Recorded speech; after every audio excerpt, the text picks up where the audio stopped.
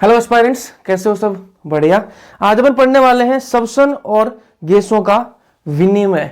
ठीक है, ये अपन पढ़ने वाले हैं। इंग्लिश में बात करूं तो breathing and exchange of gases की बात करेंगे, ह्यूमन रेस्पिरेशन की इसमें अपन बात करने वाले हैं। तो ये वन शॉट लेक्चर होने वाला है और अगले 30 मिनट के अंदर इसको कंप्लीट कर देंगे चैप्टर को, तो ध्यान से सुनना। स्टार्ट करते हैं। मेरा नाम प्रदीप है। आज अपन पढ़ने वाले हैं श्वसन और गैसों का विनिमय। इस चैप्टर के नोट्स आपको कहाँ मिलेंगे? मिल जाएंगे टेलीग्राम चैनल पर मिल जाएंगे और डिस्क्रिप्शन में लिंक दे रखा है चैनल का।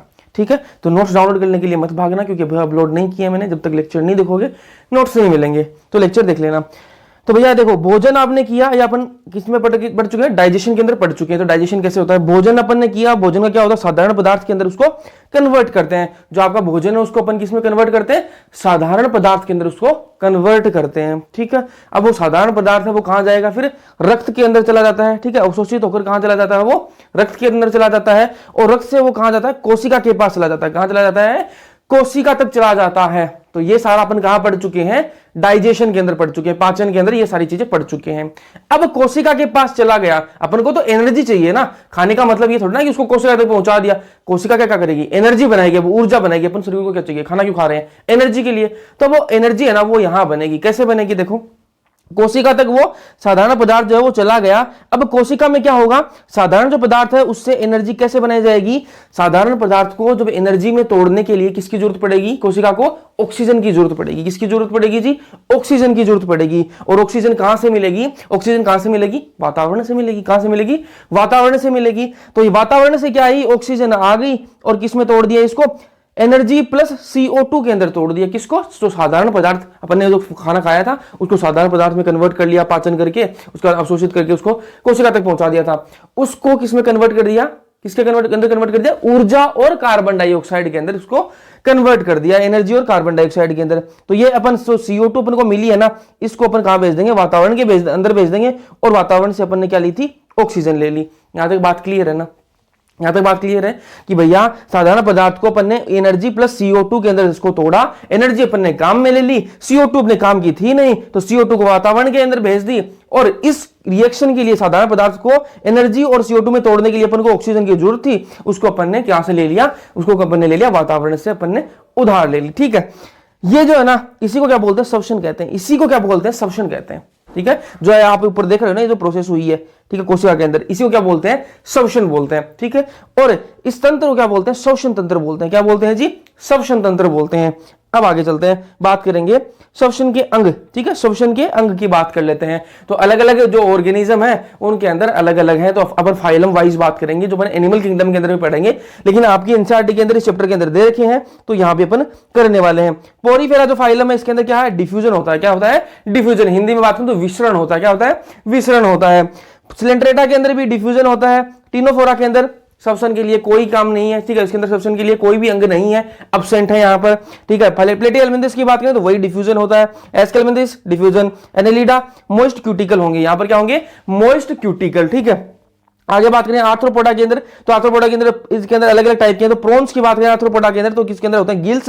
क्रैब्स के अंदर क्या होता है? बुक गिल्स होते हैं। क्या होते हैं? बुक गिल्स होते हैं। और इंसेक्ट के अंदर ट्रेकियल ट्यूब्स। अपन कहां पढ़ चुके हैं ये बात? कहां पढ़ चुके हैं अपन? कॉकरोच जब पढ़ा था अपन ने, तो मैंने वहां भी बताया था आपको कि इनके अंदर रेस्पिरेशन जो है वो किससे होता है? ट्रेकियल ट्यूब से होता है। कहां से होता है? Tracheal tube. तो कॉकरोच क्या है? इंसेक्ट ही तो है। ठीक है, स्कॉर्पियन के अंदर क्या होते हैं? बुक लंग्स होते हैं। मोलस्का के अंदर क्या है? फेदर लाइक गिल्स होते हैं। इकाइनोडर्मेटा जो है इसके अंदर गिल्स होते हैं। और जो आपकी हेमिकोडेटा इसके अंदर भी गिल्स आपको देखने के लिए मिलते हैं। तो आपको ये याद होने चाहिए, आपके एनसीईआरटी में दे रखे हैं तो आ सकता है। अब बात करें कोडेटा की, तो कोडेटा के अंदर क्या है? यूरोकोडेटा अगर है, यूरोकोडेटा और सिफेलोकोडेटा, यूरोकोडेटा और सिफेलोकोडेटा दोनों के लास्ट में क्या आ रहा है? कोडेटा कोडेटा आ रहा है। तो इनमें क्या होगा? इनमें आप लगा देना फेरेंजियल गिल स्लिट लगा देना। क्या लगा देना? फेरेंजियल गिल स्लिट लगा देना। कोडेटा के अंदर एक यूरोकोडेटा होता है, एक सिफेलोकोडेटा होता है। दोनों के लास्ट में कोडेटा कोडेटा आ रहा है ना, तो दोनों में क्या लगा देना? आप फेरेंजियल गिल स्लिट लगा देना। फेरेंजियल गिल स्लिट लगा देना। फिर बात करेंगे इसकी फिशेस की बात करें, तो फिशेस के अंदर गिल्स होते हैं। एम्फीबियंस की बात करें, रेप्टाइल्स, बर्ड्स, ममल्स, इनके अंदर चारों के अंदर क्या होते हैं? लंग्स होते हैं। इनके अंदर चारों के अंदर क्या होते हैं? लंग्स होते हैं। ठीक है, अब आपको एक इंपॉर्टेंट बात याद रखनी है। वो क्या याद रखनी है? कि भैया फ्रॉग जो है ना, जो आपका मेंढक है, जो फ्रॉग है, ये क्या करता है? क्यूटेनियस रेस्पिरेशन भी शो करता है। क्या करता है? क्यूटेनियस रेस्पिरेशन भी शो करता है। अब आप बोलोगे क्यूटेनियस रेस्पिरेशन क्या होता है? कि भैया ये लंग्स से तो कर ही सकता है ना, फ्लो क्या होता है, एम्फीबियन होता है ना, फ्लो क्या होता है, एम्फीबियन होता है। तो एम्फीबियन के अंदर क्या होते हैं, लंग्स होते हैं, ठीक है, फेफड़े होते हैं। तो ये फेफड़ों से तो कर ही सकता है ना, रेस्पिरेशन जो है, सब्शन जो है फेफड़ों से तो करेगा ही, लेकिन साथ में किससे भी कर सकता है, ये इसकी जो त्वचा होगी ना, जो नम त्वचा है इसकी, उससे भी ये रेस्पिरेशन जो है वो कर सकता है। जो फ्रॉग जो है वो लंग्स से भी कर सकता है और इसके अंदर जो नम त्वचा है उससे भी कर सकता है। आगे बात करेंगे फिर मानव तंत्र की, किसकी बात करेंगे जी, मानव तंत्र की बात करेंगे। तो यह आपको दिख रहा है डायग्राम, देखो इसके अंदर सबसे पहले क्या है, नोस्ट्रिल, ठीक है, नोस्ट्रिल है, ठीक है। अब जो आपको बाहर दिख रही है नोस्ट्रिल, उसके बाद में अंदर जाएंगे, क्या है, नेजल केविटी, क्या है, नेजल केविटी। अब ये अपन कहां भी पढ़ चुके हैं, कहां पढ़ चुके हैं, डाइजेशन के अंदर भी मैंने आपको बताया था। नेजल केविटी के बाद में कहां खुलेगी, ये फेरिंग्स के अंदर खुलेगी। नेजल केविटी जो है, नेजल केविटी पाइप मान लो, अब ये नेजल केविटी वाला जो पाइप है वो कहां खुलेगा, वो कहां खुलेगा, फेरिंग्स के अंदर खुलेगा। दूसरा जो पाइप है वो क्या है, फेरिंग्स है, उसके अंदर ये खुल जाएगा। तो ये जो फेरिंग्स जो है ये क्या है, common passage for food and air, food और एयर के लिए क्या है, कॉमन पैसेज है, मतलब इसमें खाना भी आएगा और इसमें हवा भी आएगी। जो आप सांस ले रहे हो वो हवा भी जा रही है फेरिंग्स के अंदर, और जो आप खाना खा रहे हो वो भी फेरिंग्स के अंदर जा रही है। देखो ध्यान से देखो, ये क्या है, ओरल केविटी है ना, ये ओरल केविटी है, ये आपका क्या है, नेजल केविटी है। दोनों किसमें ओपन हो रही है, दोनों एक ही के अंदर ओपन हो रही है, फेरिंग्स के अंदर ओपन हो रही है। अब आगे जाकर वो डिवाइड होंगी, आगे जाके वो डिवाइड होंगी, वो अपन बात कर चुके हैं, कहां पर, डाइजेशन के अंदर बात कर चुके हैं। फिर फेरिंग्स के बाद में क्या आता है, लैरिंग्स आता है, क्या आता है, लैरिंग्स। लैरिंग्स क्या है, हिंदी में बात करूं, कंठ, ठीक है, कंठ। तो लैरिंग्स जो है इसको क्या बोलते हैं, साउंड बॉक्स भी बोलते हैं, क्या बोलते हैं, साउंड बॉक्स भी बोलते हैं इसको, ध्वनि पट्टिका भी इसको कहा जाता है, ठीक है। और इसको कार्टिलेजिनस बॉक्स भी है, ये क्या है, कार्टिलेजेस का बना हुआ है, इसलिए इसको कार्टिलेजिनस बॉक्स भी कहा गया है। साउंड बॉक्स इसलिए कहा गया है क्योंकि ये क्या करता है, आप जो भी बोल रहे हो, ठीक है, जितने भी बोल रहे हो उसमें वाइब्रेशन की जरूरत पड़ती है। तो वाइब्रेशन कहां से आ रहे हैं, वाइब्रेशन जो है अंदर से आ रहे हैं, वो कंठ से आ रहे हैं, तो वो कंठ के अंदर से वाइब्रेशन आ रहे हैं, इसलिए क्या बोल रहे हैं, इसको साउंड बॉक्स भी कहा जाता है, क्योंकि साउंड प्रोडक्शन के अंदर ही क्या करता है, हेल्प करता है, हेल्प करता है। अब आप बोलोगे कि भैया हम तो जीभ से बोल रहे हैं, जीभ से क्या बोल रहे हो आप, वर्ड को सही तरह से, उसको उच्चारण सही से कर रहे हो ना, लेकिन अंदर से जो वाइब्रेशन जो है वो कंठ से ही निकल रही है, ठीक है। ये नीचे क्या होता है आपका, डाइफ्रम, ठीक है, नीचे क्या है, डाइफ्रम होता है, कैसा शेप है, डोम शेप का है, ठीक है, कैसा शेप होता है इसका, डोम शेप। अब यहां पर देखो लैरिंग्स के बाद में क्या है, ट्रेकिया है, ट्रेकिया आपको दिख रहा होगा, ठीक है, ट्रेकिया है, ठीक है, श्वास नली का है। उसके बाद में क्या है, ट्रेकिया जो है वो दो चीजों में विभाजित होता है, ठीक है, ऐसे ट्रेकिया द्वारा ये ऐसे विभाजन हो रहा है, ये क्या है, ब्रोंकाई, आगे बात करेंगे इसकी, ठीक है। अब ब्रोंकाई जो है वो आगे किसमें हो रही है, ब्रोंकियोल्स के अंदर विभाजित हो रही है, ठीक है। और ये क्या है, आपके पूरे दिख रहे हैं जो आपको, ये क्या है, लंग्स है। अब आगे बात करेंगे कैसे क्या विभाजन होता है, ये ध्यान से समझना, ध्यान से समझना, बिल्कुल कॉम्प्लिकेट मत करना, ठीक है। ये जो ब्लैक कलर के अंदर मैंने दिखाई है, ये क्या है, आपकी श्वास नली है, क्या है, श्वास नली का है, ठीक है। अब देखो ये क्या है, ट्रेकिया, इंग्लिश में क्या बोल देंगे इसको, ट्रेकिया बोल देंगे। ध्यान से देखना, ध्यान से देखना, ये जो मैंने ब्लैक कलर के अंदर ऊपर से लाइन दिखाई है, ये क्या है, श्वास नली है। अब जो श्वास नली है वो दो भागों में क्या होगी, विभाजित होगी, दो भागों में क्या होगी, विभाजित होगी। ऐसे श्वास नली आई और दो भागों में क्या होगी, विभाजित होगी। यहां तक बात क्लियर है। अब वो उसका विभाजन जो है वो कहां पर होगा, दो पार्ट्स में वो डिवाइड जो है वो कहां पर होगी, लोकेशन बता रखी है एनसीईआरटी ने, तो बहुत इंपॉर्टेंट है, उसको याद रखना। लोकेशन क्या है, फिफ्थ थोरेसिक वर्टिब्रा, क्या है, फिफ्थ थोरेसिक वर्टिब्रा। हिंदी में बात करूं तो पांचवी वक्षीय के कशेरुकी, पांचवी वक्षीय कशेरुकी पर क्या होता है, वो क्या होता है, विभाजन हो जाता है, किसका, ट्रेकिया का जो है विभाजन हो जाता है, आपकी जो श्वास नली है वो विभाजन हो जाता है, ठीक है। तो ये अपन को दो मिल गई, ठीक है, ये अपन को विभाजन के बाद में दो मिली। तो दो क्या मिली, प्राथमिक जो श्वसनी है उनके अंदर इसका विभाजन हुआ है, ट्रेकिया आया, श्वास नली आई और वो दो पाइप्स के अंदर क्या होगी, डिवाइड होगी, दो पाइपों के अंदर क्या होगी, विभाजन हो गया उसका। तो जो नए पाइप बने हैं उनका नाम क्या है, प्राथमिक श्वास नली, ठीक है, प्राथमिक श्वसनी, क्या बोलेंगे इसको, प्राथमिक श्वसनी। इंग्लिश में बोलूं तो इसको क्या बोलेंगे, प्राइमरी ब्रोंकाई बोलेंगे, क्या बोलेंगे, प्राइमरी ब्रोंकाई बोलेंगे। अब ये जो आपकी प्राथमिक जो श्वसनी है ये भी दो भागों के अंदर विभाजित हो जाती है, प्राथमिक जो श्वसनी है ये भी दो भागों के अंदर विभाजित हो जाती है, और जिसका नाम क्या है, द्वितीयक श्वसनी, क्या है, द्वितीयक श्वसनी। इंग्लिश में बात करूं तो सेकेंडरी ब्रोंकाई बोलेंगे, क्या बोलेंगे, सेकेंडरी ब्रोंकाई। अब ये जो आपकी सेकेंडरी ब्रोंकाई है ये भी दो भागों के अंदर विभाजित हो जाती है। जैसे मैं इधर कर रहा हूं वैसे इधर भी होगा, वैसे इधर भी होगा, ठीक है। जैसे मैं इस साइड में बता रहा हूं वैसे इस साइड में होगा, ठीक है।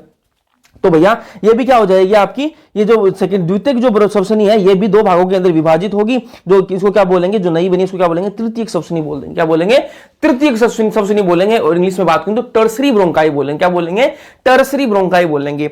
अब ये तृतीयक जो सवसनी है ये भी दो भागों के अंदर विभाजित हो जाती है, दो भागों के अंदर विभाजित हो जाती है। और जो नए बने हैं उनको क्या बोलेंगे, प्रारंभिक सवसनी का क्या बोलेंगे, प्रारंभिक सवसनी का बोलेंगे। इंग्लिश में बात करूं तो इनिशियल ब्रोंकाइल्स बोलेंगे। क्या बोलेंगे, इनिशियल ब्रोंक्यूल्स बोलेंगे। ठीक है, अब ये जो आपके इनिशियल ब्रोंक्यूल्स बने हैं ये ध्यान से सुनना, ये किस में कन्वर्ट हो जाते हैं बाद में, ये विभाजित नहीं होते हैं, ये कन्वर्ट होते हैं किसके अंदर, किसके अंदर, अंतस्य। ठीक है, अंतस्य सवसनी, सवसनिका, अंतस्थ सवसनिका। ठीक है, इंग्लिश में बात करो तो टर्मिनल ब्रोंक्यूल, अंतस्थ सवसनिका, इंग्लिश में टर्मिनल ब्रोंक्यूल। ठीक है, अब ये जो टर्मिनल ब्रोंक्यूल आपको दिख रहा है, जो अंतस्थ जो सवसनिका है ये जो है ये किसमें, किससे जुड़ती है, अंतस्थ जो सवसनिका अपन को मिल गई। अब ये अंतस्थ सवसनिका किससे जुड़ेगी, ये जुड़ेगी भैया एल्वियोलर डक्ट से। किससे जुड़ेगी, एल्वियोलर डक्ट से जुड़ी हुई है। अब जो एल्वियोलर डक्ट जो है, एल्वियोलर जो डक्ट है ये किससे, इससे कौन जुड़ा हुआ था, एक थैले जैसा स्ट्रक्चर, एक थैले जैसी संरचना जो है वो जुड़ी हुई होती है, जिसको क्या बोलेंगे अपन, एल्वियोलाई बोलेंगे। क्या बोलेंगे, एल्वियोलाई। हिंदी में बात करो तो कूपिका बोलते हैं। क्या बोलते हैं इसको, कूपिका बोलते हैं, एल्वियोलाई बनती है। ये सारी आपकी पूरी आपका अरेंजमेंट है, तो ऐसे आपको याद होनी चाहिए। ट्रेकिया के बाद में आपकी प्राइमरी ब्रोंकाई, फिर सेकेंडरी ब्रोंकाई, फिर टर्सरी ब्रोंकाई, फिर इनिशियल ब्रोंक्यूल, फिर टर्मिनल ब्रोंक्यूल, उसके बाद में एल्वियोलर डक्ट, उसके बाद में एल्वियोलाई। ये आपको याद होनी चाहिए। अब देखो ये आपकी क्या है, कूपिका है मतलब एल्वियोलाई है। ठीक है, नीचे से ये क्या आ रही है, ब्लड वेसल जा रही है। क्या जा रही है जी, ब्लड वेसल जा रही है। ब्लड वेसल के अंदर क्या होगा, ब्लड होगा। ये जो ब्लड वेसल है कहां से आ रही है, कहां से आ रही है, किसी सेल के पास में, किसी टिश्यू के पास से आ रही है, किसी ऑर्गन से आ रही है। ठीक है, तो इसके अंदर क्या है, CO2 होगी। क्या होगी, CO2 होगी, क्योंकि अपन ने अभी स्टार्टिंग में बात करी थी ना कि सेल जो है, कोशिका जो है वो क्या करती है, साधारण पदार्थ को तोड़ती है किसमें, एनर्जी प्लस CO2 के अंदर तोड़ती है। तो वो CO2 कहां भेजेगी, ब्लड के अंदर। तो वो CO2 क्या है, ब्लड के अंदर ही तो रहेगा। तो ये जो ब्लड है वो कहां से आ रहा है, ऑर्गन या फिर कोशिका से आ रहा होगा। ठीक है, इसके अंदर क्या होगा, CO2 होगा। CO2 है तो यहां पर क्या होगा, जो कूपिका के अंदर क्या चला जाएगा, ये CO2 जो होगा वो तो कूपिका के अंदर चला जाएगा। और कूपिका के अंदर जो ऑक्सीजन होगी उसको कहां भेज देंगे, ब्लड के अंदर भेज देंगे। कहां भेज देंगे जी, ब्लड के अंदर भेज देंगे। और अब ये जो है ये कहां चला जाएगा, दूसरे जो सेल्स होंगे, जो दूसरी जो कोशिकाएं हैं वहां पर चली जाएगी। और ये ऑक्सीजन जाकर क्या काम करेगी, अब आपको समझ में आ रहा होगा कि ऑक्सीजन जाकर क्या काम करेगी। मैंने कहा था ना कि साधारण पदार्थ को ऊर्जा के अंदर तोड़ने के लिए किसकी जरूरत पड़ती है, ऑक्सीजन की जरूरत पड़ती है। तो अभी ऑक्सीजन कहां चली जाएगी, उन कोशिकाओं के पास में चली जाएगी। और साधारण पदार्थ को वो किसमें तोड़ देंगे, ऊर्जा के अंदर तोड़ेंगे, तो अपन को एनर्जी मिल जाएगी। ठीक है, ये सारी प्रोसेस होती है। अब आगे चलते हैं। ठीक है, ये आपको याद होना चाहिए, जो सीक्वेंस मैंने बना रखा है ये आपको याद रहेगा तो आपको मजा आ जाएगा। क्या है, पहले भैया नोस्ट्रिल्स होते हैं, नोस्ट्रिल्स के बाद में नोस्ट्रिल आपको दिख रही है, उसके बाद में नेजल कैविटी का फेरिंग्स होता है, फिर लैरिंग्स होता है, फिर ट्रेकिया आती है। ट्रेकिया किसमें डिवाइड होती है, प्राइमरी ब्रोंकाई के अंदर डिवाइड होती है। प्राइमरी ब्रोंकाई है वो किसमें डिवाइड होती है, सेकेंडरी ब्रोंकाई के अंदर। और सेकेंडरी ब्रोंकाई किसके अंदर डिवाइड होती है, टर्सरी ब्रोंकाई। और जो टर्सरी ब्रोंकाई है वो किसके अंदर, इनिशियल ब्रोंक्यूल्स के अंदर वो डिवाइड होते हैं। और इनिशियल ब्रोंक्यूल्स जो है वो टर्मिनल ब्रोंक्यूल्स के अंदर कन्वर्ट होते हैं। ठीक है, ये आपको सीक्वेंस पूरा याद है तो आपको मजा आ रहा है। ठीक है, अब ये देखो एक होता है चालन भाग, और एक होता है विनिमय भाग। क्या होता है, चालन भाग होता है और एक विनिमय भाग होता है। अगर आपको ये सीक्वेंस पता है ना जी तो आपको कोई दिक्कत नहीं है, कुछ भी पूछ लो। ठीक है, चालन भाग को इंग्लिश में क्या बोलते हैं, कंडक्टिंग पार्ट। क्या बोलते हैं जी, कंडक्टिंग पार्ट बोलते हैं। तो ये कंडक्टिंग पार्ट जो आपका चालन भाग है वो कहां से कहां तक होता है, वो होता है बाह्य जो नासारंध है वहां से लेकर अंतस्थ सवसनिका तक। ठीक है, बाह्य जो नासारंध है वहां से लेकर अंतस्थ जो सवसनिका है वहां तक क्या होता है, आपका चालन भाग होता है। मतलब नोस्ट्रिल से लेकर टर्मिनल ब्रोंक्यूल्स तक, क्या होता है, आपका कंडक्टिंग पार्ट होता है, चालन भाग होता है। मतलब यहां से लेकर और यहां तक क्या होगा, आपका कंडक्टिंग पार्ट होगा। अब बात कर लें चालन भाग का कार्य क्या है, फंक्शन क्या है इसके। तो कार्य की बात करें तो पहला ह्यूमिडिफिकेशन ऑफ एयर। तो मतलब क्या है कि भैया आप बाहर निकले, ठीक है, और गर्मी का मौसम है बढ़िया, मई जून का टाइम है, और आप बाहर निकले तो मतलब एकदम से दोपहर का टाइम है, तो लू चल रही है बढ़िया, ठीक है, बढ़िया गर्म हवा चल रही है, तो आपने वो सांस अंदर लोगे तो वो एकदम से ड्राई एयर है, वो क्या है, ड्राई एयर है, ठीक है। तो अगर वो ड्राई एयर सीधी क्या चली जाएगी, एल्विलाई फेफड़ों के अंदर चली जाएगी, तो वहां क्या है, वो एल्विलाई को खराब कर देगी, जो आपकी कुपी का है उसको खराब कर देगी। तो उस ड्राई एयर को क्या करना पड़ेगा, उसको नमी उसके अंदर डालनी पड़ती है, ठीक है। उस ड्राई एयर को, जो सूखी हवा है उसके अंदर नमी डालने का काम कौन करता है, जो आपका चालन भाग है, ये क्या कर रहा है, नमी डालता है उसके अंदर, ठीक है। तो हवा को नम कर देता है थोड़ा सा, ताकि वो सही रहे, वरना आपकी एल्विलाई खराब हो सकती है। फिर क्या है, मेंटेन और टेम्परेचर को मेंटेन करना, ये भी किसका, चालन भाग का। अब आपने बाहर गए, गर्म हवा चल रही है, बाहर गए बहुत ठंडी हवा चल रही, तो क्या करोगे आप, सांस तो लोगी, ठीक है, सांस तो लेना नहीं छोड़ सकते ना, तो उसको क्या करेगा, जो शरीर का जो टेम्परेचर है उसके अकॉर्डिंग उसको मेंटेन करने का काम भी किसका है, चालन भाग का होता है। और क्या काम है इसका, प्यूरिफिकेशन ऑफ एयर, एयर जो है उसके अंदर मिट्टी आ रही है, ठीक है, उसको प्यूरिफाई करने का काम भी होता है इसका। जैसे आपके जो नोज इसके अंदर क्या है, नेजल हेयर्स है, ठीक है, बाल जो है क्या करते हैं, मिट्टी जो है जो पोल्यूशन है उसको क्या करते हैं, क्लियर करने का काम करते हैं। फिर बात करेंगे किसकी, विनिमय भाग की, किसकी बात करेंगे, विनिमय भाग की। इंग्लिश में बात करूं तो इसको बोलते हैं एक्सचेंजिंग पार्ट। क्या बोलते हैं, एक्सचेंजिंग पार्ट, मतलब यहां पर कुछ चीज का एक्सचेंज होगा, क्या होगा, एक्सचेंज होगा। तो देखो ये किसके अंदर कौन कौन होते हैं, एल्वियोलर डक्ट और एल्वियोलाई जो होते हैं वो क्या, कौन सा है, विनिमय भाग होता है। देखो मैंने आपको यहां दिखाया, ये एल्वियोलर डक्ट और ये जो एल्वियोलाई, ये क्या है, विनिमय भाग है, ये एक्सचेंजिंग पार्ट है। यहां पर एक्सचेंज किस चीज का होगा, वास्तविक विसरण स्थल है। एक्सचेंज मैंने आपको बता दिया किसका होगा, CO2 और ऑक्सीजन का क्या होगा, एक्सचेंज होगा। देखो मैंने आपको यहां दिखाया था, यहां पर देखो O2 जो CO2 का क्या है, एक्सचेंज हुआ है। आगे चलते हैं फिर। अब ये देखो, trachea, primary bronchi, secondary bronchi, tertiary bronchi और initial bronchioles. Trachea, primary bronchi, secondary bronchi, ठीक है, टर्सरी ब्रोंकाई और इनिशियल ब्रोंक्यूल्स, ये जो है इनके अंदर क्या होती है, अपूर्ण उपास्थल और वलय होता है, ठीक है, अपूर्ण उपास्थल वलय होता है, मतलब इनकम्प्लीट कार्टिलेजिनस रिंग्स होती हैं इनके अंदर, ठीक है, इनकम्प्लीट कार्टिलेजिनस रिंग होती हैं। कैसी होती हैं, ये मान लो ये आपका ट्रेकिया है, ये क्या आपका ट्रेकिया, तो इसके अंदर क्या है, ऐसी रिंग होंगी, ऐसी रिंग होंगी, मतलब ऐसी रिंग होंगी, मतलब इनकम्प्लीट का मतलब है रिंग कैसी होती है, गोल होती है, रिंग कैसी होती है, गोल होती है। तो ये कैसी है, ऐसी सी शेप की है, ऐसे सी शेप की ही है, ठीक है, इतनी है, आधी ही है, ठीक है, पूरी कंप्लीट नहीं है, ठीक है जी। किसी के अंदर होगा trachea, primary bronchi, secondary bronchi, tertiary bronchi और इनिशियल ब्रोंकाई, ये आपको याद होना चाहिए। फिर बात करेंगे किसकी, फेफड़े की बात कर लेते हैं, लंग्स की बात कर लेते हैं। तो लंग्स देखो भैया, ये डायग्राम आपको दिख रहा होगा, तो ये आपकी क्या है, लंग्स है, क्या है, लंग्स है, ठीक है। अब लंग्स के बाहर आपको एक रेड कलर के अंदर एक आपको झिल्ली दिख रही होगी, और एक अंदर ब्लैक कलर के अंदर भी एक झिल्ली दिख रही होगी। तो ये क्या है, प्लूरल मेम्ब्रेन है। क्या है, प्लूरल मेम्ब्रेन। हिंदी में बात करूं तो हिंदी में क्या बोलेंगे इसको, फुफ्फुस आवरणी झिल्ली। क्या बोलेंगे, फुफ्फुस आवरणी झिल्ली बोलेंगे इसको, इंग्लिश में प्लूरल मेम्ब्रेन बोलते हैं, ठीक है। अब ये दोनों जो है ना, फुफ्फुस आवरणी जो झिल्ली है, इन दोनों के बीच में एक फ्लूइड होता है, एक तरल होता है, उसको क्या बोलते हैं, उसको बोलते हैं प्लूरल फ्लूइड बोलते हैं। क्या बोलते हैं, प्लूरल फ्लूइड बोलते हैं। हिंदी में बात करूं तो उसको बोलते हैं फुफ्फुस आवरणी द्रव्य बोलते हैं। क्या बोलते हैं, फुफ्फुस आवरणी द्रव्य बोलते हैं, ठीक है। दो झिल्ली जिनको बोल दिया प्लूरल मेम्ब्रेन, या हिंदी में बोल दिया फुफ्फुस आवरणी झिल्ली बोल दिया। दोनों के बीच में क्या होता है, एक द्रव होता है, जिसको फुफ्फुस आवरणी द्रव्य बोलते हैं, इंग्लिश में प्लूरल फ्लूइड बोल दिया। अब ये द्रव क्यों होता है, फ्रिक्शन को रोकने के लिए, फ्रिक्शन जो है उसको कम करने के लिए। फ्रिक्शन क्या होगा, घर्षण जो है उसको कम करने के लिए, जो रगड़न है उसको कम करने के लिए क्या होता है, ये आपका द्रव जो है उनके बीच में होता है, ताकि इनके बीच में फ्रिक्शन जो है वो कम से कम हो, ठीक है। अब ये आपका देखो थोरेसिक जो चेंबर है वो कुछ ऐसा दिखाई देता है। जो आगे वाली जो बोन होती है, इसको क्या बोलते हैं, स्टर्नम बोलते हैं, स्टर्नम। और जो पीछे वो क्या है, बैकबोन है, ठीक है। और जो साइड में, अब आगे वाली स्टर्नम है, पीछे बैकबोन, इन दोनों को जोड़ने के काम कौन करती है, वर्टिब्रल कॉलम को। और जो आगे वाली जो स्टर्नम है, इनको जोड़ने का काम कौन करती है, रिब्स, ठीक है। रिब्स जो है वो साइड में ऐसे रहते हैं, ठीक है। तो रिब्स काम करती हैं। और नीचे क्या है, डायफ्राम है। नीचे ये क्या दिख रहा है आपको, डायफ्राम दिख रहा है। तो आपको ये दिख रहा है चेंबर जो है वो ऐसा कुछ होता है। अब आगे चलते हैं, इसके अंदर क्या होता है, आपके लंग्स जो है वो आपके इस चेंबर के अंदर होते हैं। क्यों होते हैं जी, क्यों होते हैं, अगर मतलब कोई एक्सीडेंट हुआ, ठीक है, कोई एक्सीडेंट हुआ, आप गिर गए कहीं से, ठीक है, या फिर किसी से मतलब टाइट एकदम से हग कर लिया किसी को ना, वो तो गले मिलते ना एकदम टाइट से, तो ऐसे कर लिया आपने, तो क्या होगा, ये जो है ना, ये आपको बचा कर रखेगा। वरना ये तो क्या है, गुब्बारे हैं एकदम से, लंग्स क्या है आपके, गुब्बारे हैं, ठीक है, गुब्बारे, ये तो फूट जाएंगे कब के ये फट जाएंगे। तो मतलब किसी आप गिर गए कहीं से, तो मतलब पता चला कि हाँ भैया इसके तो गुब्बारे फट गए, ठीक है। अगर मतलब आपने किसी को एकदम से क्या किया, गले मिले एकदम से टाइट से आपने हक किया किसी को, और एकदम से आपको पता चला गुब्बारे फट गए।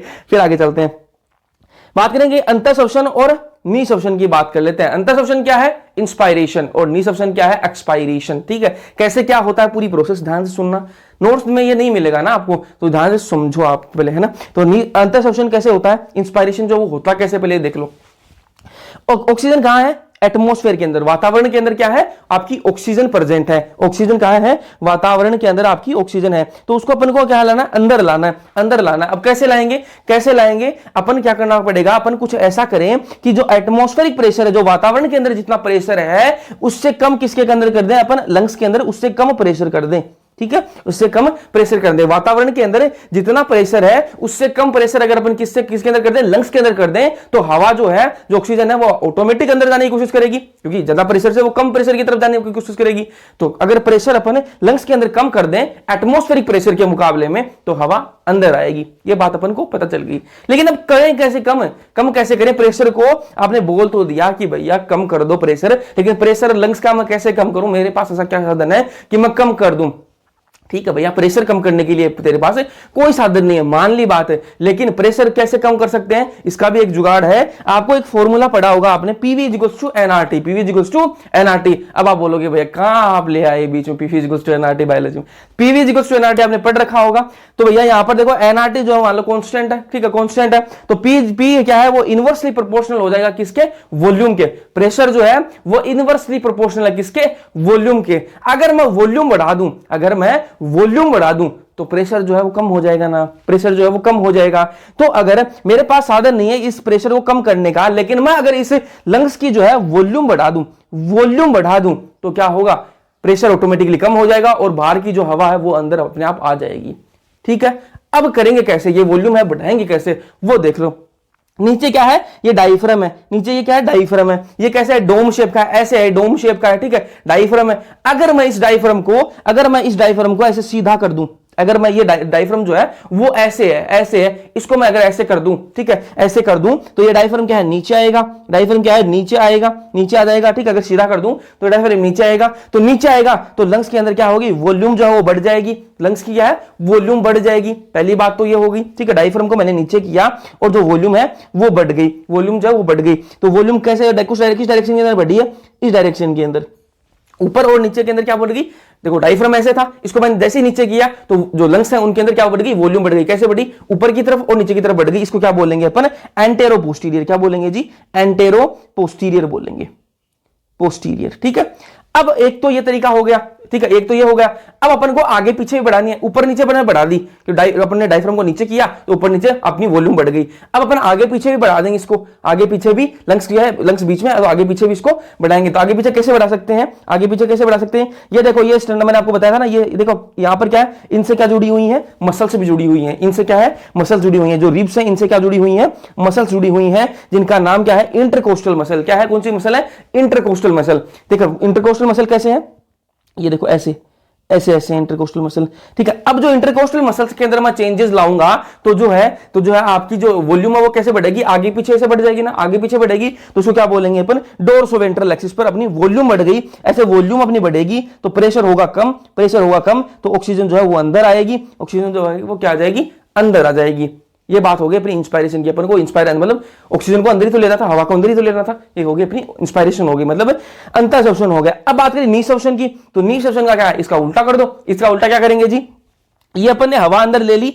अब ये जो डायफ्राम था अपना नॉर्मल था, ऐसे था, ये डायफ्राम जो है मैंने सीधा कर दिया था, सीधा कर दिया था। अगर मैं इसको रिलैक्स कर दूं, वापस ऐसे कर दूं, ये सीधा कर दिया था मैंने डायफ्राम इंस्पायरेशन के दौरान, अगर मैं इसको वापस ऐसे रिलैक्स कर दूं तो क्या होगा? वॉल्यूम कम होगी, वॉल्यूम कम होगी, प्रेशर बढ़ेगा और हवा बाहर निकलेगी, हवा बाहर निकलेगी। ऐसे ही मैं इन जो मसल्स हैं, ये जो मसल्स हैं, इनको मैं रिलैक्स कर दूं, तो वॉल्यूम कम, प्रेशर ज्यादा, हवा बाहर निकल जाएगी। तो ये क्या हो जाएगा? आपका एक्सपायरेशन हो जाएगा। तो अगर इसके अंदर क्या है? वॉल्यूम अगर मैं कम कर दूं तो प्रेशर ज्यादा होगा और हवा बाहर निकल जाएगी। ये कॉन्सेप्ट आपको समझ आ गया होगा। अब बात करें डायफ्राम जो है वो कैसे किया? डायफ्राम ने कैसे खेल किया मैंने आपको बता दिया। उसी को लिखा हुआ है क्या? एंटेरो पोस्टीरियर एक्सिस में क्या करता है? ये वॉल्यूम को इंक्रीज करता है। ठीक है, इंग्लिश में बात, हिंदी में बात करूं तो अग्र पश्च अक्ष के अंदर ये काम करता है। ठीक है, अब बात करेंगे इसकी इंटरकोस्टल मसल्स। इंटरकोस्टल मसल्स अंतरा परशुक जो पेशी है, ये कैसे करते हैं? डोर्सोवेंट्रल एक्सिस के अंदर काम करती हैं। ठीक है, अब बात करें, ये तो हो गई नॉर्मल बातें, ये तो हो गई नॉर्मल बातें। अब किसी का चस्का चढ़ गया कि मेरे को तो बहुत ज्यादा सांस खींचनी जल्दी जल्दी है ना, ऐसे करना, बहुत जल्दी जल्दी सांस खींचनी। तो उसके अंदर क्या होगा, आप ऐसे करके देखो ना, तो आप 2-3 मिनट करोगे ना, 2-3 मिनट भी ज्यादा बोले, ज्यादा करोगे ना, तो आपकी जो मसल्स अंदर पेट के अंदर क्या है, आपको थकान सी महसूस होगी, थकान से महसूस होगी। वो क्यों होती है? क्योंकि आप क्या कर रहे हो, जबरदस्ती क्या कर रहे हो, अपने रेस्पिरेशन कर रहे हो, जबरदस्ती क्या कर रहे हो, रेस्पिरेशन कर रहे हो। फोर्सिबल अगर आप रेस्पिरेशन कर रहे हो तो वो किससे होता है, एब्डोमिनल मसल से होता है। किससे? एब्डोमिनल जो मसल्स हैं, ठीक है, जो आपकी पेट की जो मसल्स हैं, उनसे क्या होता है, फोर्सिबल रेस्पिरेशन होता है। फिर आगे चलते हैं, बात करें स्पायरोमीटर। स्पायरोमीटर क्या होता है? Estimation of respiratory volumes. जितनी भी रेस्पिरेटरी वॉल्यूम्स है उनको नापने का एक साधन है, जिसको बोलते हैं स्पायरोमीटर बोलते हैं। फिर बात करें नॉर्मल जो ब्रीदिंग रेट है वो क्या है, 12 to 16 टाइम्स होती है पर मिनट। ठीक है, नॉर्मल जो ब्रीदिंग रेट है वो कितनी होती है, 1 मिनट के अंदर 12 से 16 आदमी सांस लेता है। ठीक है, नॉर्मल। और किसी का चेस्ट का जोर जोर से लूंगा तो वो नॉर्मल के अंदर नहीं, नॉर्मल आदमी की बात हो रही है। ठीक है, अब बात करें रेस्पिरेटरी वॉल्यूम्स की, तो रेस्पिरेटरी वॉल्यूम और कैपेसिटी मैंने आप यहां लिख रखी, या आपको याद होनी ही चाहिए। ठीक है, यहां से क्वेश्चन आता है। टाइडल वॉल्यूम मतलब टीवी कितना आता है, ये मतलब नॉर्मल जो नॉर्मल रेस्पिरेशन कर रहे हैं इसका वॉल्यूम आपको याद रखना है, वो कितना है, 500 ml। ठीक है, आईआरवी फोर्सिबल इंस्पायरेशन। ठीक है, आप जबरदस्ती से सांस खींच रहे हो, एकदम से खींच रहे हो सांस, तो ये क्या है, ये क्या है आपका आईआरवी। ठीक है, ये क्या है, आईआरवी। ठीक है, इसके कितनी वॉल्यूम है, 2500 से 3000 ml होती है। ठीक है, अब बात करें ईआरवी। ठीक है, एक्सपायरेटरी रिजर्व वॉल्यूम, ये कितनी होती है, ये क्या होती है, फोर्सिबल एक्सपायरेशन। आपने सांस लिया है, आप एकदम से जबरदस्ती एकदम से छोड़े जा रहे हो सांस को, एकदम से सांस छोड़े जा रहे हो, मतलब जितना नॉर्मल छोड़ना चाहिए उससे ज्यादा आप एक्सपायर कर रहे हो, तो वो क्या है, एक्सपायरेटरी रिजर्व वॉल्यूम है। कितनी होती है, 1000 से 1100 ml होती है। अब बात करें रेजिडुअल वॉल्यूम की, तो ये कितनी होती है, reserve air after forcible expiration. आपने बहुत सारी एकदम से छोड़ दी, जबरदस्ती आपने जितने सांस आप निकाल सकते थे उतनी आपने निकाल दी हवा, उसके बाद में लंग्स के अंदर जितनी बच जाएगी ना हवा, उसको क्या बोलेंगे, रेजिडुअल वॉल्यूम बोलेंगे। ये कितनी होती है, 1100 से 1200 ml। अब आप बोलोगे कि भैया हमने तो हमें जितना जोर लगाया था हमने लगा के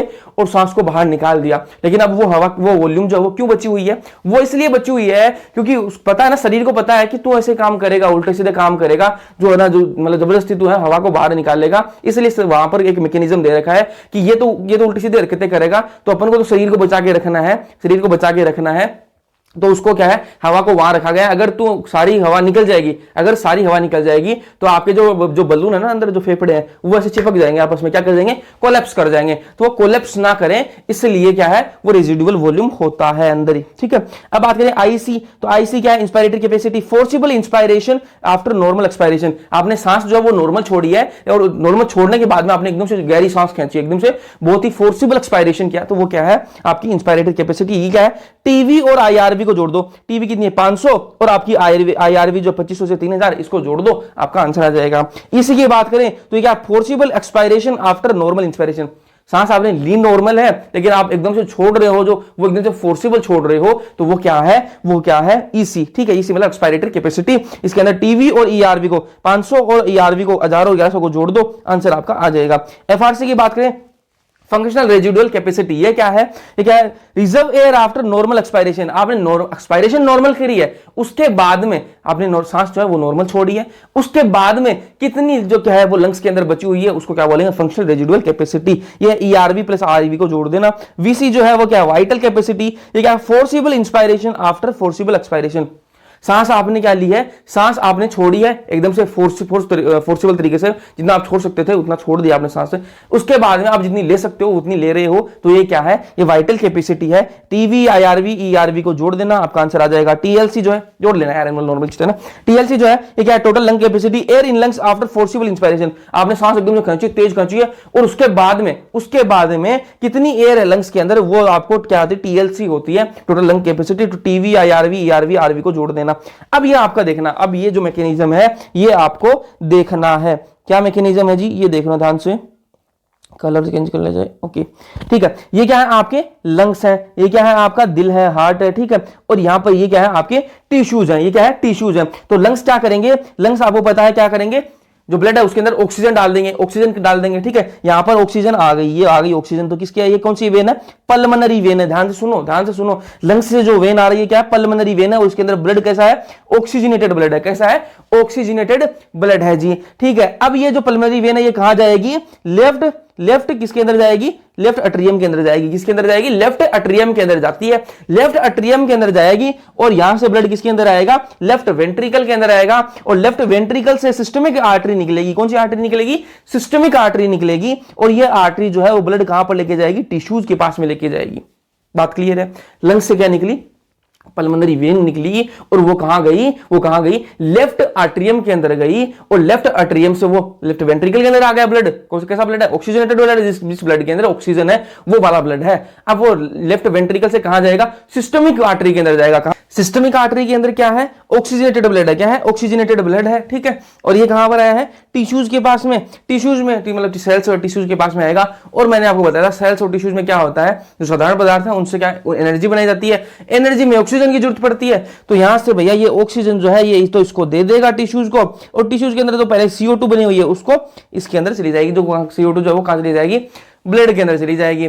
अब जो ब्लड के अंदर चली गई तो ये कौन सी वेन है, सिस्टमिक वेन है। कौन सी वेन है जी, सिस्टमिक वेन है। और इसके अंदर कैसा ब्लड है, डीऑक्सीजनेटेड ब्लड है। कैसा है, डीऑक्सीजनेटेड ब्लड है, मतलब इसके अंदर CO2 होगी, ठीक है। और फिर ये डीऑक्सीजनेटेड जो ब्लड है ये सिस्टमिक वेन के थ्रू कहां पे जाएगा, राइट एट्रियम के अंदर जाएगा। कहां जाएगा, राइट एट्रियम के अंदर लेके जाएगी। कौन, सिस्टमिक वेन लेके जाएगी। और राइट एट्रियम से फिर ये जाएगा राइट वेंट्रिकल के अंदर और राइट वेंट्रिकल से पल्मोनरी जो आर्टरी है वो इसको लेके जाएगी लंग्स के पास में। इसके अंदर क्या है, CO2 है और लंग्स के पास में क्या आ जाएगी, इसके अंदर ऑक्सीजन आ जाएगी ब्लड के अंदर और ब्लड के अंदर जो CO2 वो चली जाएगी लंग्स के अंदर, एल्विलाई के अंदर चली जाएगी, ठीक है। यहां डीऑक्सीजनेटेड ब्लड है।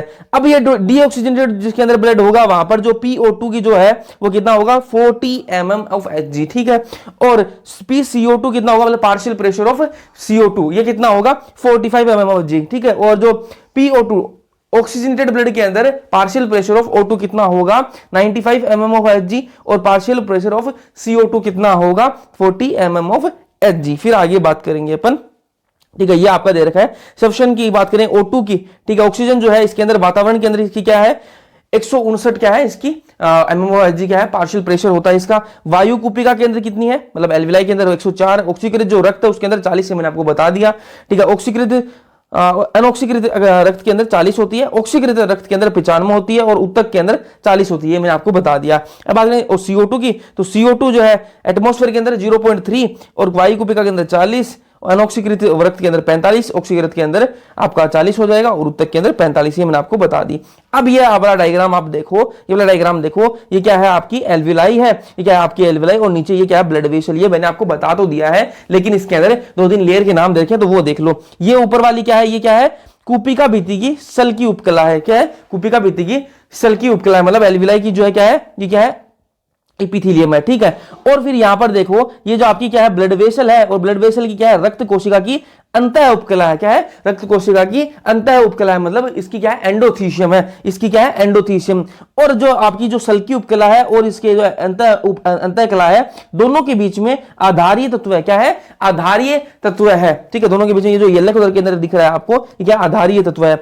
इन तीनों जो ये 3 लेयर होगी ना, एक तो ये होगी अंतकला होगी, ठीक है, ये वाली, और एक ये वाली लेयर होगी और बीच में क्या आधारीय तत्व भी है। तो इन तीनों को क्या करके जाएगी, इन तीनों के बीच में, तीन बीच में दीवारें हैं और तीनों के बीच से क्या हो रही है, किसका आना जाना हो रहा है, ऑक्सीजन और CO2 का क्या हो रहा है, आना जाना हो रहा है, मतलब आदान प्रदान हो रहा है। इसके अंदर क्या है, यहाँ पर CO2 लेके आया ब्लड, तो ये इसके अंदर चला जाएगा, यहाँ पर ऑक्सीजन है वो ब्लड के अंदर आ जाएगी। तो ये सीन चलता है, किससे होता है, डिफ्यूजन के द्वारा होता है। अब बात करेंगे किसकी, गैसों का परिवहन, किसका बात करेंगे, गैसों का परिवहन की बात कर लेंगे, ठीक है। ट्रांसपोर्ट ऑफ गैसेस, तो ऑक्सीजन का परिवहन जो है, ऑक्सीजन का परिवहन की बात कर लेंगे और CO2 की परिवहन कैसे होता है उसकी बात कर लेंगे।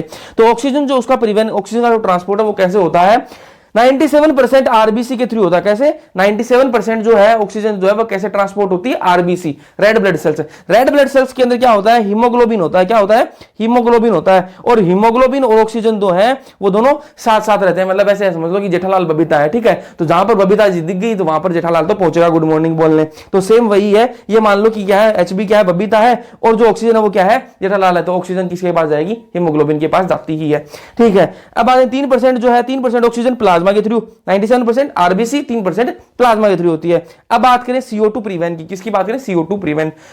कार्बन डाइऑक्साइड का ट्रांसपोर्ट कैसे होता है, 70% बाइकार्बोनेट के थ्रू होता है। 70% बाइकार्बोनेट के फॉर्म में क्या होता है, ट्रांसपोर्ट होता है। ठीक है, 20 से 25% कार्ब अमीनो हीमोग्लोबिन और 7% प्लाज्मा डिसोल्व्ड फॉर्म में ये जाता है। अब 70% बाइकार्बोनेट की फॉर्म में कैसे जाता है वो एक बार देख लो, इसके अंदर आपकी एनसीईआरटी के अंदर भी रिएक्शन दे रखी है, तो इसको ध्यान से देख लो भैया। ये क्या है, आपका टिश्यू है, टिश्यू के अंदर क्या होता है, CO2, टिश्यू के अंदर क्या है, CO2 होता है। ठीक है, अभी हमने देखा कि CO2 बनाता है, ऊर्जा बनेगी, उसके साथ में कार्बन डाइऑक्साइड भी बनती है, ठीक बात है। अब जो H2O है, ठीक है, ब्लड के अंदर क्या है, H2O की मात्रा तो होती ही है। ठीक है, CO2 है, ब्लड अपने पास CO2 है, अपने पास H2O है। ठीक है, ब्लड के अंदर क्या है, H2O है, और CO2 आया कहां से, टिश्यू से आया। दोनों मिलकर क्या बनाएंगे, H2CO3 बनाएंगे। क्या बनाएंगे जी, H2CO3 बना लेंगे। H2O और आपका जो CO2 दोनों मिलकर क्या बना लेंगे, H2CO3 बना लेंगे। अब टिश्यू पर क्या होगा, जहां पर टिश्यू साइट पर क्या होगा, एक तो टिश्यू साइट की बात करेंगे, एक अपन एल्विलाई की बात करेंगे। तो एल्विलाई जहां पर है वहां पर क्या होगा, क्या रिएक्शन होगी, और जहां पर टिश्यू वहां पर क्या रिएक्शन होती है। ये अपन पास क्या H2CO3 है। अब एक एंजाइम है कार्बोनिक एनहाइड्रेज, कार्बोनिक एनहाइड्रेज एक एंजाइम है, और उसके ऊपर ने बात करी, कहां पर करी, बायोमोलिक्यूल के अंदर भी इसकी बात करी थी।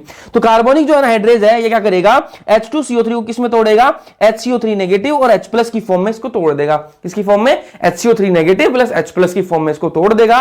और ये कैसा है, ये ब्लड के अंदर घूमता रहेगा। कहां घूमता रहेगा, ब्लड के अंदर ये घूमता रहेगा। ठीक है, ये देखो क्या है, यहां पर PCO2 हाई है, partial pressure of carbon dioxide का हाई है। कहां पर बात हो रही है, टिश्यू की बात हो रही है, तो यहां पर तो PCO2 ज्यादा ही होता है। अब बात करें, ये एल्विलाई के अंदर आया, ये एल्विलाई जो है वहां पर पहुंचा, तो एल्विलाई के पास क्या है, PO2 जो है वो ज्यादा होता है और PCO2 जो है वो कम होता है। तो यहां पर क्या होगा, यहां पर रिएक्शन उल्टी हो जाएगी, उसी कार्बोनिक एनहाइड्रेज की हेल्प से, उसी कार्बोनिक एनहाइड्रेज की हेल्प से रिएक्शन जो है वो उल्टी होगी, और क्या हो जाएगा, यहां पर CO2 और H2O में टूट जाएगा। किसमें टूट जाएगा जी, CO2 और H2O में टूट जाएगा, और CO2 तो कहां चली जाएगी, एल्विलाई के पास चली जाएगी, और H2 ब्लड के अंदर रह जाएगा। तो इस प्रकार से कैसे ट्रांसपोर्ट होता है, बाइकार्बोनेट की थ्रू ट्रांसपोर्ट होता है। अब ये देख लो, ये कर्व दे रखा है एनसीईआरटी के अंदर, कैसा कर्व है, सिग्मोइड कर्व बनता है। कैसा, एस शेप का सिग्मोइड कर्व है। ठीक है, सिग्मोइड। ठीक है, अब देखो कौन कौन से फैक्टर है, कहां पर ऑक्सीजन की, मतलब कौन कौन से फैक्टर है जो ऑक्सीजन की बाइंडिंग के लिए, ऑक्सीजन और हीमोग्लोबिन जो है दोनों की बाइंडिंग के लिए रिस्पॉन्सिबल है, और कौन कौन से फैक्टर हैं जो कि ऑक्सीजन और जो हीमोग्लोबिन है दोनों को आपस में अलग करने के लिए रिस्पॉन्सिबल है, वो देख लो भैया। फैक्टर कौन सा, PO2, मतलब partial pressure of oxygen, partial pressure of oxygen. ये बात कहां की करेंगे, एल्विलाई जहां पर है उसकी बात करेंगे, ये बात हो रही है टिश्यू जहां पर है वहां की बात करेंगे, क्योंकि अपन को ऑक्सीजन और हीमोग्लोबिन को जोड़ना कहां पर है, एल्विलाई के पास से जोड़ना है, और वहां पर टिश्यू के पास में दोनों को अलग अलग करना है, क्योंकि टिश्यू को ऑक्सीजन देनी है, तो दोनों को अलग अलग करना है। तो कौन कौन से फैक्टर है, PO2 क्या है, हाई रहेगा। कहां पर, एल्विलाई में PO2 क्या है, हाई है, तो वहां पर क्या है, दोनों ऑक्सीजन और हीमोग्लोबिन दोनों आपस में जुड़ जाएंगे। ठीक है, और ठीक है, PCO2 क्या होगा, लो होगा। कहां पर, एल्विलाई के अंदर PCO2 तो लो ही होता है। ठीक है, और H+ की जो मात्रा है वो भी कम होगी, H+ की मात्रा जो है वो भी कम होनी चाहिए, किसके लिए, ऑक्सीजन और हीमोग्लोबिन दोनों आपस में जुड़ने के लिए H+ की मात्रा, मतलब एसिडिक कंडीशन है वो नहीं होनी चाहिए। टेम्परेचर जो है वो भी क्या होना चाहिए, कम होना चाहिए। ठीक है, अब बात करें डिसोसिएशन ऑफ ऑक्सीजन और हीमोग्लोबिन, ऑक्सीजन और हीमोग्लोबिन दोनों अलग अलग करने के लिए कौन कौन से फैक्टर है, PO2 जो है यहां पर कम रहेगा, टिश्यूज में आप सबको पता है कि PO2 कम ही होता है। ठीक है, हाई क्या रहेगा, PCO2 जो है वो हाई रहेगा, तो दोनों ऑक्सीजन और हीमोग्लोबिन है दोनों अलग अलग होंगे। ठीक है, अगर H+ की मात्रा ज्यादा है तो भी क्या है, अलग अलग हो जाएंगे, और जो है ना आपका टेम्परेचर ज्यादा है तो भी अलग अलग हो जाएंगे। तो ये फैक्टर है, ये आपको पता होना चाहिए। अब एनसीईआरटी के अंदर ये दे रखा है, every 100 ml of oxygenated blood जो है, ऑक्सीजनेटेड ब्लड, हर जो प्रत्येक जो 100 ml जो ब्लड है ना, ऑक्सीजनेटेड ब्लड, ठीक है, वो कितना लेके जाएगा, ऑक्सीजन कितनी ऑक्सीजन लेके जाएगा, 5 ml ऑफ O2। ठीक है, 100 ml ऑक्सीजनेटेड ब्लड के अंदर कितनी ऑक्सीजन जाती है, 5 ml ऑक्सीजन जाती है। ये आपको याद होना चाहिए, कंफ्यूज नहीं होना है कि भैया 100 ml ऑक्सीजनेटेड ब्लड है, उसके अंदर 5 ml आपकी ऑक्सीजन जाएगी, और जो 100 ml डीऑक्सीजनेटेड ब्लड है उसके अंदर कितनी CO2 जाएगी, 4 ml CO2 जाएगी। 100 ml ऑक्सीजनेटेड ब्लड के अंदर 5 ml ऑक्सीजन जाती है, और 100 ml डीऑक्सीजनेटेड ब्लड के अंदर कितनी ml कार्बन डाइऑक्साइड जाएगी, 4 ml जाएगी। इनके अंदर कंफ्यूज नहीं है ना, 5 ml ऑक्सीजन जाती है और 4 ml कार्बन डाइऑक्साइड। अब आगे बात करेंगे इसकी श्वसन के नियमन। ठीक है, श्वसन का नियमन, रेगुलेशन ऑफ रेस्पिरेशन की बात करेंगे, इसको रेगुलेशन कैसे होता है इसका उसकी बात कर लेंगे। एक सेंटर है रेस्पिरेटरी रिदम सेंटर है, एक सेंटर है रेस्पिरेटरी रिदम सेंटर। कहां होता है ये, मेडुला के अंदर होता है। कहां पर है ये, मेडुला, दिमाग के अंदर, मस्तिष्क जो है वहां पर एक मेडुला रीजन है, उसके अंदर क्या होता है आपका रेस्पिरेटरी रिदम सेंटर है। हिंदी में बात करूं तो श्वसन लय के अंदर है, मतलब कि सांस की रिदम कैसी होनी चाहिए उसको मेंटेन करने के लिए ये केंद्र है, और ये मेडुला के अंदर होता है। ठीक है, एक तो ये बात हो गई। एक और है कहां पर, इसका नाम क्या है, न्यूमोटेक्सिक सेंटर है, और ये कहां पर है, पोन्स रीजन के अंदर है। मस्तिष्क का जो पोन्स रीजन है वहां पर ये प्रेजेंट होता है। इसको हिंदी में बोलते हैं श्वास प्रभावी। ये क्या क्या काम करेगा, इसका काम इतना होता है कि भैया कोई भी चेंजेस उसको करवाने हैं श्वसन क्रिया के अंदर, कोई भी इसको चेंजेस करवाने हैं तो ये किसको ऑर्डर देगा, ये ऑर्डर देगा रेस्पिरेटरी रिदम सेंटर को, बोलेगा कि भैया चेंजेस कर, इसमें श्वसन के अंदर चेंजेस कर दे। ठीक है, अब एक होता है इसके अंदर रसोसंवेदी के अंदर, ठीक है, इंग्लिश में बात करूं कीमोसेंसिटिव एरिया होता है एक, और ये कहां होता है, ये जो आपका रेस्पिरेटरी रिदम सेंटर है इसी के आसपास होता है। ये क्या काम करता है, जैसे ही CO2 की मात्रा बढ़ जाएगी, जैसे ही ब्लड के अंदर CO2 की मात्रा और H+ की मात्रा बढ़ेगी, H+ की मात्रा बढ़ जाएगी ब्लड के अंदर, तो ये क्या करेगा, ये आदेश देगा किसको, रेस्पिरेटरी रिदम सेंटर को, बोलेगा कि भैया चेंजेस कर, यहां पर CO2 और H+ की मात्रा बढ़ चुकी है, तो यहां पर ये चेंजेस कर देगा रेस्पिरेशन के अंदर।